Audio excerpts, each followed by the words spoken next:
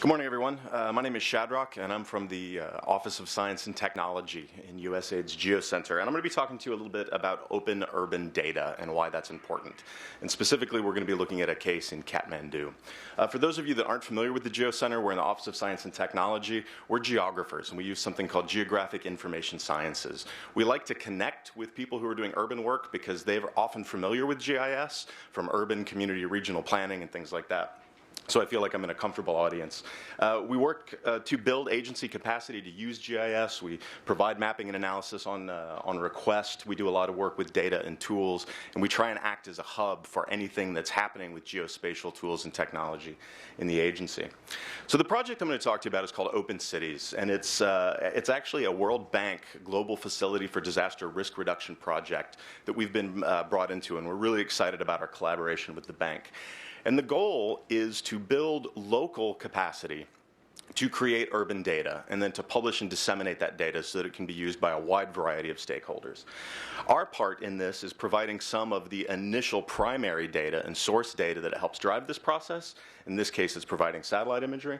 And then we're also organizing volunteers and organizing some crowdsourcing events to help do some data creation. And I'm going to walk you through this whole process in just a second. And then finally, to really talk about the importance of open data that a wide variety of stakeholders can use, not something that just gets paid for once and then locked away on the hard drive of an implementing partner or someone like me who's stuck in the Ronald Reagan building. We're working in 3 cities, Katmandu, Dhaka, and Colombo. And today we're really going to talk about Katmandu. It's a very, very interesting city. I don't know if those of you who have been there would understand that it's both beautiful and terrifying at the same time. The Katmandu Valley is home to about 2.5 million people. It has an annual population growth of 5 to 7%. This makes it one of the fastest growing cities in South Asia.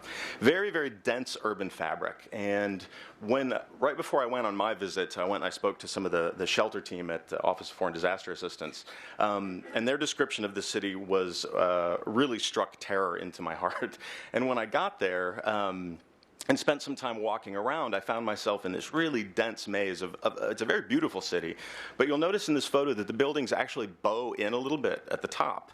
And in some of these alleyways, neighbors on the 6th floor can reach across out the window to their neighbor across the way to hand them sugar or tea.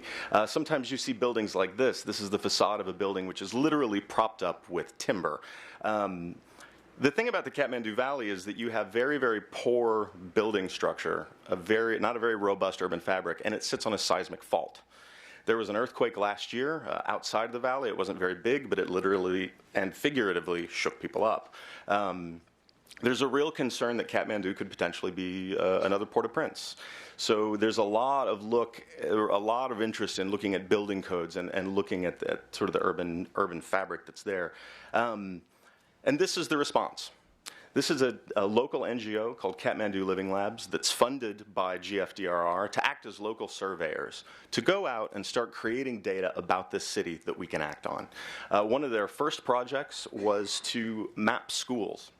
So they had a bunch of partial lists that they were working on, and they began sending people out on the field on sort of these detective missions to find out where these schools were. So they have to navigate Katmandu traffic. They have to wander around and ask people in neighborhoods, work from partial government lists. When they find the school, they have a survey that's done in partnership with the National Society for Earthquake Technology. And they start asking, how many students are here? How many students are here during the day? How many at night? How many faculty are here? After they've talked to the administration, then they go out and they do a building survey. How many buildings are here? What's the relative, what are the buildings constructed of? When were they built? What's the relative safety of them? And all this information is then brought back, and it's put into an online platform called Openstreetmap. Now, Openstreetmap is basically like the Wikipedia of maps. Anyone can go in and get the data out. Anyone can add data in. So all of these data are traced. The buildings are traced from satellite imagery, and then that survey is input as annotation into that track, so that anyone now can go in and pull information about these buildings out. So far, this team has mapped about 3,000 schools and health facilities. This is the first time that there's ever been a comprehensive map of all the schools in the Katmandu Valley. created mostly by students for not a tremendous amount of investment from GFDRR. So the data are open. The USAID mission in Nepal has a disaster risk reduction office, and they're very interested in how we can use these data to better inform disaster response and mitigation planning. Some of the data are immediately helpful. First response teams could use these data to pinpoint schools and go check to be the sort of the first response in a disaster. But the Ministry of Education is very interested. They're looking at questions of service delivery. Well, now we know where all the schools are for the first time. So there's a lot of different ways that these data can be used. So where do we go from here? There's a lot of interest in seeing if we can map more of the city. Can we get just beyond specific things like schools or hospitals? So tomorrow, another colleague of mine in the GeoCenter and I will be running a crowdsourcing event. We are working with the George Washington University Department of Geography, and we're going to have about 90 students who are going to trace a big portion of Katmandu. We're all going to get online, and we're going to start creating these building footprints. We've done this in conjunction with that group that I showed you earlier, the Katmandu Living Labs. And we're taking that sort of off their plate so that they can focus on field surveys and go building by building and start building up this library of what the urban fabric of the city looks like. We're really excited to be working with a bunch of different folks. We've had some great interaction with the urban team. Office of Foreign Disaster Assistance is interested in experimenting with this and seeing, can this help support our contingency planning? We've had calls from the Red Cross. Of course, the bank is very interested. And this process can be replicated across sectors. You don't have to focus on any one thing. And that's, I guess, the thing that I'm really excited about. There is a website up for the project right now. It's opencitiesproject.com. This is funded by the bank, and you can go there and you can see some real nice maps of things, and you can also download the data. Very simple, press a button, get the data. There's a lot of different policy intersections here. This is really a new way to go and get information, evidence upon which we can base decisions. So the local capacity to do that is very important. You have this citizen participation. By making data open, you are building in transparency from the beginning. If you have a project to build schools and you're mapping where all the schools are, if some of the schools don't build, that becomes immediately apparent. We're really trying to build in this urban resilience, both for response to disasters, but also for service delivery. And for, the data are open. We're really looking forward to having other people use these data and see what sort of things they do with them. So this process is something that we would like to see used more.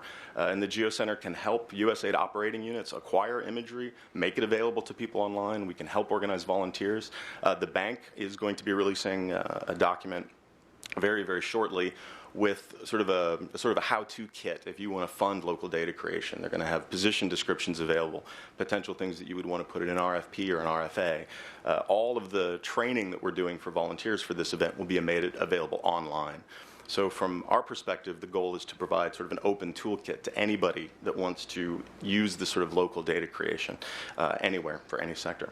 So we're very, very excited about being part of the urban policy launch. We very much thank the urban policy team, and we look forward to working with you. So I'm excited to hear what the panel has to say, and I will invite up Matthew Burrows to introduce them. Thank you.